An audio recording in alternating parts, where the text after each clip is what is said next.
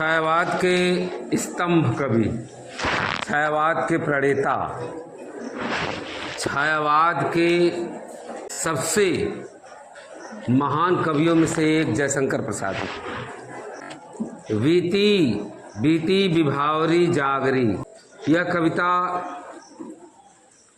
जयशंकर प्रसाद द्वारा लिखित लहर पुस्तक, ध्यान रखेंगे, नोट भी करेंगे कि बीती विभावरी जागरी कविता प्रसाद जी की लहर पुस्तक जो 1933 में प्रकाशित हुई, 1933 में प्रकाशित हुई।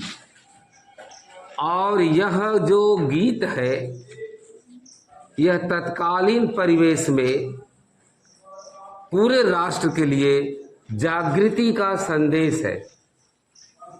जैसे एक शब्दों में अगर कहें इस कविता का थीम, इस कविता का भाव, ध्यान दीजिए, तो राष्ट्र के नाम जागृति का संदेश है। एक तरफ जो विलासिता थी, श्रृंगार में लोग चूर थे, एक तरफ अंग्रेजों का अत्याचार था। ऐसे समय में, ऐसे परिवेश में प्रसाद जी ने यह कविता लिखी। जो लोग आलस्य में सोए हुए थे, ऐसे लोगों को उन्होंने संदेश दिया कि अब आपको जागने की जरूरत है, नहीं तो हम इसी तरह गुलामी में सोए रहेंगे। तो ये राष्ट्र के नाम जो उनका संदेश है, इसको हम लोग बड़े अच्छे से सुनते हैं। विभावरी माने रात। अब ये लाइन आपको स्पष्ट हो गई कि रात बीत गई है, हे सखी अब तुम उठ जाओ। कविता तो एक सखी दूसरे सखी को उठा रही है, जगा रही है, लेकिन उस कविता का लक्ष्य दूसरा है। तो एक सखी दूसरी सखी जो उसकी सोई हुई है, उसको कह रही है, हे सखी अब देर रात पूरी तरह समाप्त हो चुकी है, अब तुम जाग जाओ। पूरी तरह रूपक अलंकार है, मानवीकरण अलंकार है। अंबर पनघट, आकाश रूपी पनघट में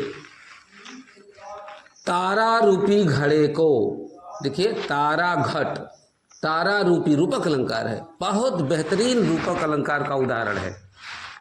तारा रूपी घड़े को डुबा रही है। देखिए, अगर चाहती तो सीधे कह देती कि तारे अब आसमान में नहीं हैं। आकाश रूपी पनघट में तारा रूपी घड़े को उषा रूपी चतुर नायिका उसको डुबा रही है। अर्थात अब आसमान में तारे नहीं दिखाई दे रहे, सब डूब चुके हैं, इसलिए अब तुम जाग जाओ। कि हे सखी रात बीत चुकी है, अब तुम जाग जाओ। देखो आकाश रूपी पनघट में तारा रूपी घड़े को उषा रूपी चतुर नायिका डुबा रही है। अर्थात तारे डूब चुके हैं, सवेरा हो गया है, अब तुम जाग जाओ। तो उस आकाश रूपी पनघट में तारा रूपी घड़े को उषा रूपी नायिका है, वो डुबा रही है, अर्थात तारे डूब चुके। अब वातावरण का चित्रण कर रहे हैं। खग कुल कुल सा बोल रहा चारों तरफ, हे सखी देखो चारों तरफ पक्षियों का समूह कलरव कर रहा है। खग कुल कुल, इसमें यमक अलंकार भी है, वृत्यानुप्रास भी है। यमक क्या है? पक्षियों का समूह, कलरव। एक कुल है माने पूरा समूह, एक कुल माने कलरव। कलरव मतलब बोल रहे हैं। देखो चारों तरफ पक्षियों का समूह कलरव कर रहा है, कलरव कर रहा है मतलब गूंज रहा है, बोल रहा है। और किस लय का अंचल डोल रहा। और देखो कोमल पत्ता रूपी जो आंचल है, वो चारों तरफ हिलता डुलता दिखाई दे रहा है। और तुम अभी सोई हो, पक्षी चहचहा रहे हैं, कोमल पत्तों का आंचल हिल रहा है, डोल रहा है। और देखो ये लता रूपी जो सुंदरी है, वो अपने कली रूपी गागर में लो यह लतिका भी भर लाई, मधुमुकुल नवल रस गागरी। मधुमुकुल, मधु मतलब जैसे शहद पराग, मुकुल माने कली, गागरी माने गागर, कली रूपी गागर में नवीन पराग रस को ये लता रूपी सुंदरी भरकर ले आई है।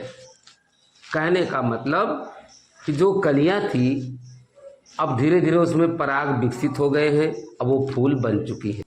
लेकिन अब कलियों में पराग विकसित हो गए हैं, कली रूपी गागर में नवीन पराग रूपी रस को भर करके वो लता रूपी सुंदरी उसको भरकर ले आई है। नवीन नवल लिखा, नवल माने नवीन, नवीन पराग रस को भरकर ले आई, अर्थात कलियां फूल बन गई हैं और अभी तक तुम सोई हो, तुम्हें अब तक जाग जाना चाहिए। और अधरों में राग अमंद पिए, अलकों में मलयज बंद किए, तू अब तक सोई है आली, आंखों में भरे बिहागरी। उस सखी कह रही है कि तुम्हारे अधरों माने होठों पर प्रेम की लाली अभी एकदम स्पष्ट दिख रही है, साफ, अमंद मतलब अभी साफ दिख रहा है। तुम्हारे होठों पर जो प्रेम की लाली लगी थी वो अभी भी छलक रहे हैं, अभी भी दिखाई दे रहे हैं। तुम प्रेम की लाली लिए हुए आंखों में तुम अभी तक सोई हो। अलकों में मलयज बंद किए, अलक माने बालों में, और बालों में तुम्हारे चंदन की खुशबू निकल रही है, मलयज माने चंदन। होठों पर प्रेम का राग लाली के रूप में अभी साफ दिख रहा है, और बालों में तुम्हारे चंदन की खुशबू अभी भी निकल रही है। तू अब तक सोई है आली, होठों पर प्रेम का राग लेकर के, बालों में चंदन की खुशबू लेकर के तू अभी तक सोई हुई हो सखी। आली माने सखी, हे सखी तुम अब तक सोई हुई हो। आंखों में भरी बिहागरी, भोर में गाया जाने वाला जो आलस्य में राग होता है वो होता है बिहाग। बिहाग राग को गाने वाला धीरे धीरे सोने लगता है, भोर में गाया जाने वाला ये राग है। तो हे सखी तुम अपने आंखों में आलस्य को भर करके अभी तक तुम सोई हुई। कहने का मतलब आंखों में अपने आलस्य भर करके, आलस्य धारण करके तुम अभी सोई हो, नहीं तुम्हें अब जाग जाना चाहिए। कि जयशंकर प्रसाद जी कहते हैं कि एक सखी दूसरी सखी से कहती है कि रात बीत चुकी है, देखो उषा रूपी नायिका, चतुर नायिका तारा रूपी घड़े को आकाश रूपी पनघट में डुबा रही है। अर्थात तारे अब डूब चुके हैं, सवेरा हो गया है, तुम जानो। खग कुल कुल सा बोल रहा, पंक्ति में कौन सा अलंकार है? यमक अलंकार है और अनुप्रास अलंकार है, दोनों है। यमक अलंकार और अनुप्रास अलंकार। इस काव्यांश में किस समय का वर्णन है? प्रातः काल का वर्णन है। प्रभात के वर्णन में क्या क्या कहा गया है? आकाश में तारे डूब चुके हैं, पक्षियों का समूह कलरव कर रहा है, किसलय किसलय माने कोमल पत्ते रूपी आंचल डोल रहे हैं, और लताओं में जो कलियां थी अब फूल बन गई हैं। ये सब प्रातः काल में बताया गया है। समझ में बात आई? तो इसको बड़े अच्छे से इसको करेंगे, ठीक है।